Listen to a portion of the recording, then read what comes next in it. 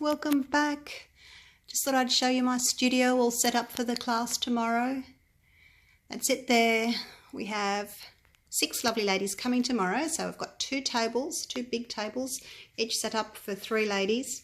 We're going to do a big swipe first, a double swipe or reflection swipe as I like to call it, where you swipe up from the inside and then down from the inside. So everyone's got their canvas and their sheet of plastic. I do give everyone a little card to take home that tells you, your ratios and how much pouring medium to add. And we've got some push pins, of course chocolate because it's Easter. Big bottle of pouring medium, a scale, cloth to wipe grubby hands, cups, stirring sticks, and we've got gloves, oil, silicone oil, torches, you name it, we've got it. And underneath the table is a big drying rack. Pours take about 5 days to dry. There's Izzy. Hey Izzy Pops. Hi. Those that have flown in from interstate, I will fly there. Pours back to them in a couple of weeks when they've dried totally. So we've got some plastic cups there, a whole heap of paint, glue, canvases. And over here is our global paints that we use in the class. There's metallics, turquoise, blues, greens, pinks, there's purples, there's oranges and reds, yellows and browns, and it's Liquitex Basics. I don't use those in the class though.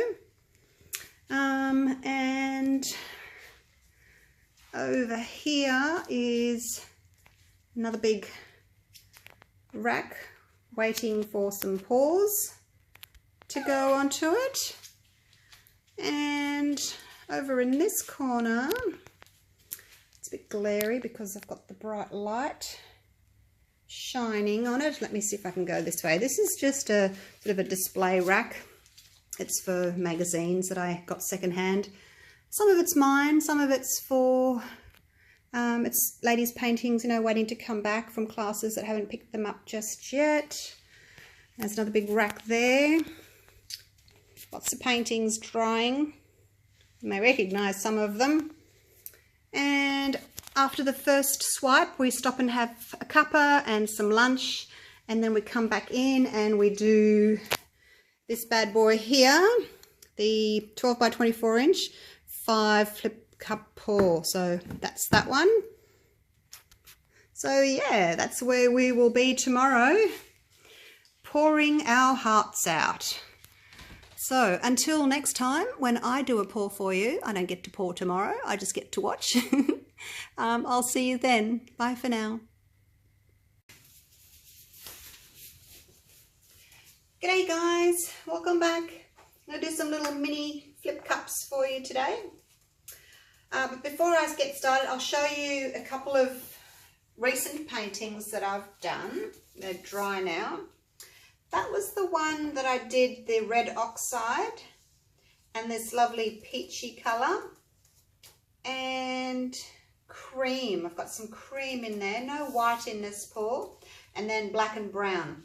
So that's turned out really, really pretty. That's actually one of my favourites. I really like the stripes. And you can't actually tell how many cups I did because it's all kind of blended into each other. So yeah, really happy with that one. And then the other one I did, which was the red one with the metallic gold. Hopefully you can pick up the gold, little shimmer there somewhere. Yeah, actually I'll see if I can bring it up a bit closer so you can see the shine. So that's the metallic gold with the different shades of red and black. It might be a bit too glary, I don't know. Yeah, so that's it there. It's dried really, really well. My paintings don't change from when I do them. Maybe they go slightly darker, but they really don't change. A lot of people want to see them when they dry, but Yes, not that much point because they don't change. Now today I'm going to do something a little bit similar to that ribbon, not the ribbon, the mini, did you see the little mini cups that I did with the flip and drag? 1, 2, 3, 4, 5, 6, 7 little mini cups, and I just dragged that down over the white. So it's something similar to that, but I'm going to see if I can do a floating cup, little mini floating cups today. Normally I would use paper cups because it's so easy just to stab the backs, but I don't have any, so I'm going with the plastic ones, but I've had to make the holes first because it's really hard to make the holes when you're turning upside down and there's paint in them. So I just used one of my giant push pins, and I've made 3 little holes in the bottom of each of those, and I've just got some tape, and I'm going to tape those up so that the paint doesn't fall out while I'm layering. And then once I've flipped the cups over, I'll just peel the tape off. So hopefully that'll work. May lose a few little drips through there, but hopefully it'll be all right. So I did that off camera because it was a bit fiddly trying to get all those little holes in the bottom. I did 3. I just wanted to make sure I had enough airflow going into those. Righto, so pouring medium is the same I've been using recently. 60% glue, 40% water. And I have just mixed in these little cups 30 grams of pouring medium and 30 grams of paint, which is 1 ounce of pouring medium, 1 ounce of paint. Leaves a tiny little mound. I'll come up and show you. There's not much paint in here. It wasn't really much point making any less than that. You see a little mound there? Trying not to get it into the shadow. So there you go, that's it. It's probably way too much paint for what I'm doing today, but I can always do another one. And I'm going to pop 2 drops of treadmill silicone in each, except the white. I've got a big cup of white, and that's going to be my background. I did make the white thinner. I've got 140 grams of pouring medium and 100 grams of white paint, so that's... The white is always a little bit thicker anyway. It still leaves a little mound. It's just not a mound on a mound. It's more of a pyramid, really, where the paint just sort of flows down like that. That's what I call it anyway. So give this a good stir. You don't want any big blobs of silicone in your pores that are going to stretch out and look like big wormy things, which is what happens if you don't stir your silicone enough. It pours out, and then 1 drop of silicone stretches out. And I don't like that. I want pretty little cells. Hopefully this is going to work. If it doesn't work, then I'm just not sure whether they'll float, that's all. But anyway, okay, so what I'm going to do is I'll layer the cups, then I'll move them, and I'll flood the back with, flood the canvas with white. And then I'll flip these little guys over. So I think I'm just going to do like a dirty pour the paint in. I want the white in first, and quite a decent amount of white, because that's where you get that sort of, you don't get that defined line between your flip cups and your background. Hopefully that'll work anyway. So I'm just going to sort of pour it in. Just going to go straight across because that's easy. So that's the blue. That's called Scuba Diver, that blue. I'll show you in a minute. Just going to pour some of this peach in. The last one I did with these, well, the flip cup, did 7 cups. But I thought it was a little bit too much paint. I wanted more negative space. So cut it down to 5 cups. In goes the navy, and then this lovely minty green colour, like that. So hardly used any paint at all. Still got heaps left. But as I said, I was mixing 1 ounce or 30 grams of pouring medium and paint. It's a bit difficult to mix less than that, isn't it? So we'll just move these out of the way and pour on some white. Probably need it all actually. It's only, as I said, 140 grams of pouring medium and 100 grams of white. So that's 240 grams plus I've got about 30 grams in each cup. So 3, 6, 9, 12, 15. There's 150 by 240. Hopefully that's going to be enough paint. Just get my little spatula here to spread it. These little cake icing tools are really handy. I've got a few different sizes depending on what I want to do, so they're really handy to have.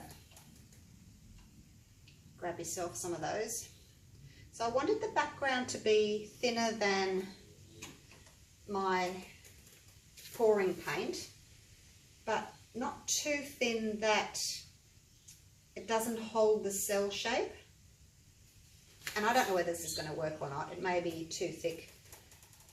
My cups may not even float. I may end up just doing a little drag when I do my floating cups. Have you ever seen my fire and, I think I call them fire and rain, my blue and red sort of fiery floating cup pours? Hopefully you saw those. I made the paint a lot thinner. I'll just leave that there for now. Right, so it floated really well. So I don't know if it's going to float very well on such thick paint, but we'll see. Righto, I'm just going to torch the white to pop some bubbles. It's quite bubbly, isn't it? You can see the bubbles in there. I don't want to get too close. I don't want to burn my paint.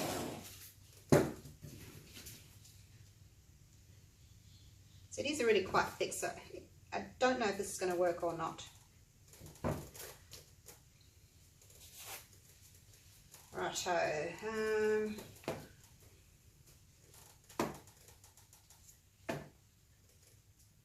It's pretty hard to sort of flip tiny little cups. They can just sit there for a minute and contemplate life.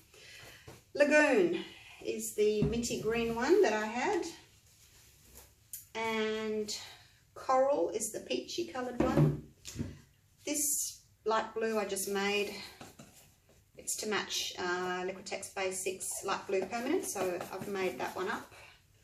I'll give you the recipe in another video that I make when I do my mixing of colours. That one's called Scuba Diver. And then I've got my Deep Space, which is my navy, and of course the white. And that's it. Go on, pop. It says, no, I want to stay and play. You're not staying and playing, you're popping. Go away. Why have all of them got a huge big bubble? Right, now this is where I'm going to try and take the tape off. I didn't think this through, did I? I've got gloves on and it's not easy to... I'll just loosen that. I'll loosen all of them. Otherwise that one might go flying around without me wanting it to. So basically just letting some air in there hopefully will allow the paints to sort of flow around a bit better. That's what I'm after. I'm just going to go for some movement. And of course if they don't start flowing around on their own, then I'll end up doing little flip and drags, I guess. Well, there's really not much paint in those anyway. Alright, so that's done. Let's make sure they're all on the move. Alright, little guys, go for it. Moving. We like to move it. Off you go. You're not doing much, are you? You're just sort of sitting there thinking, nah, I don't want to move. Same with you. What are you doing? You're not going anywhere. So if you find any little areas that haven't got any paint in them, that's okay, because we'll come back. We'll keep tilting and cover the whole surface.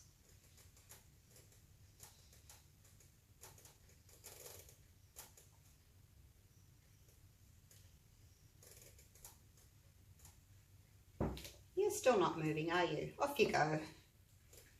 Off you go. Do your thing. I think all the paint's out now anyway. I could probably just, I don't know, I've still got quite a lot in there. Might just move it around a little bit like that. Most of it's out.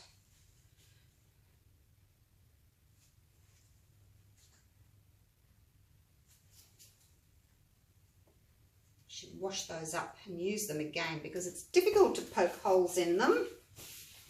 Right, now I want to torch because I want to get some cells up, and then I'll tilt a little bit. I don't need to tilt a lot because the surface is already covered with white paint.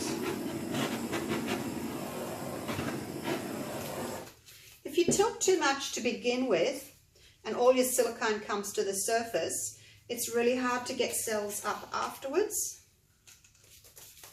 I'll leave it at that and have some minimal cells today. And hang on to my card so I don't lose it.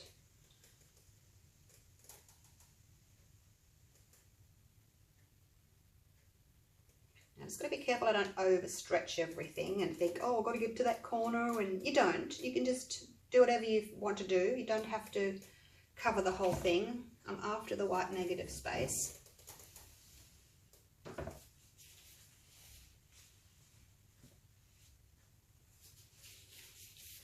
I guess I could have even had less paint, you know. There's still a lot of colour on there, isn't it, considering I only had 5 tiny little cups. Oh, I just put my finger in it. I have to tilt the other way now.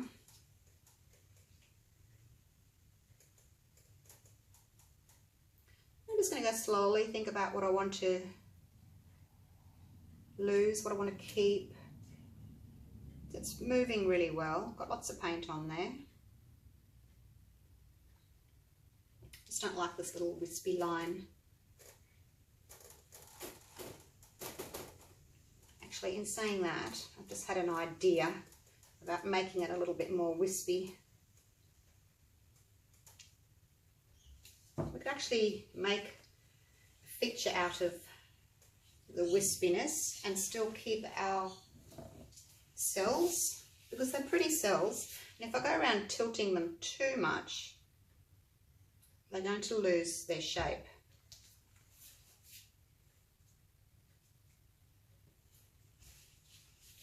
Just want to pop those little bubbles there.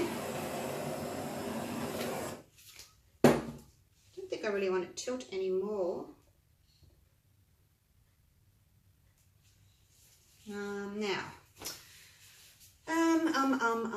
So this is where you can either get a little tool and kind of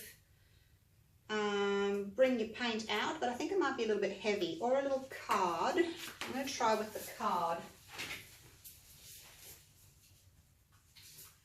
And just, I've got this little paint chip card that I use when I'm doing my swipes. I'm just going to cut little strips. Get off. We don't need all of these, but cut it up anyway. Make some little strips. And I mean, you can get down and blow with your straw, or just with your mouth, or maybe not a hairdryer because it'll just go everywhere. But I'm just going to see what happens if I just take a few little areas.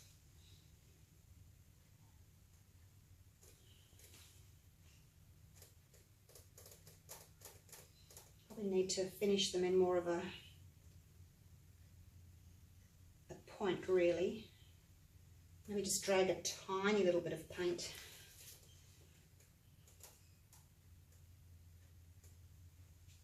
Yeah, I think I've got way too much paint on the surface here.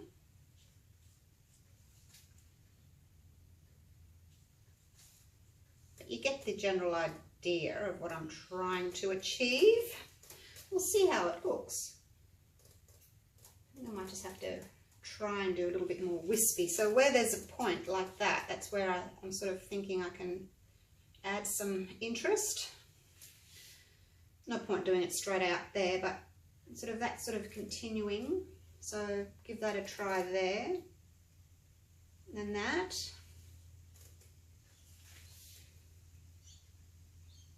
I don't really like this bit here. How about over here? A little bit over here. Take a little bit of that and wisp that in there. It's not really doing exactly what I want to do. I think, as I said earlier, I've got way too much paint on the surface to get that really wispy look that I'm after, but it's okay. It's okay. This is how you learn, isn't it? Practice.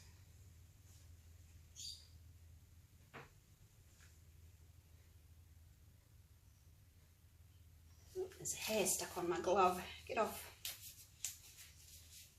Yep, don't know. It kind of looks like weird sea creatures, doesn't it? Oh, maybe when I torch those little tentacle things, it might look better. Oh, that's no good. Maybe I need like a few more of them. Some little ones as well. Maybe that would be better if I had a couple of little ones too.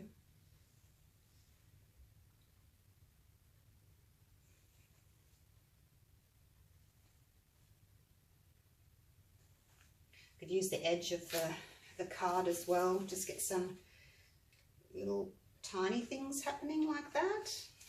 That's probably better, isn't it? A few little ones as well as the bigger ones. Use the edge of the card.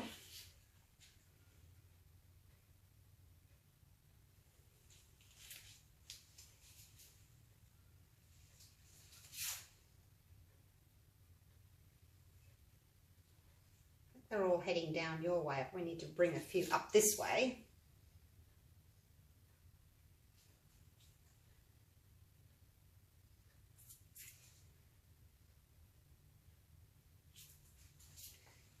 What about this side? And knowing when to stop is always a good idea.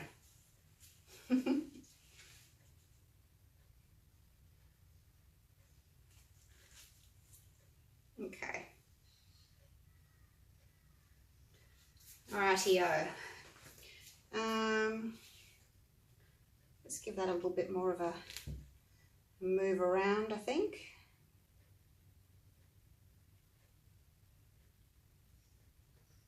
Maybe not. Maybe not. I'll just torch the little tentacles and see if there's any cells in those. They might look pretty, having a couple of little cells in them, just to add to some of the effect.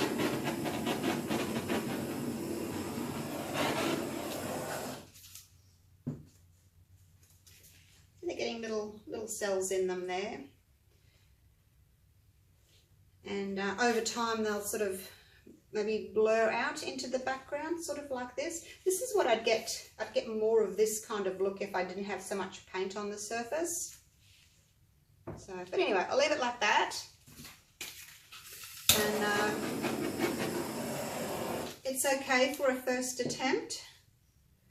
Don't love it, but I did learn that even having 5 cups is a lot of paint. So maybe just 3 of those little mini ones next time and get them moving and more of a watery sort of a look from just 3 cups. Okay. I'll take you down for a close-up. I like those big white cells in the middle. You get a different look from up here, your perspective.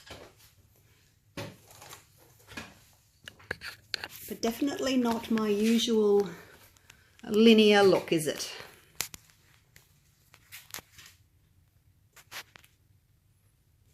Reminds me of jellyfish. I've made a heap of jellyfish. There we go.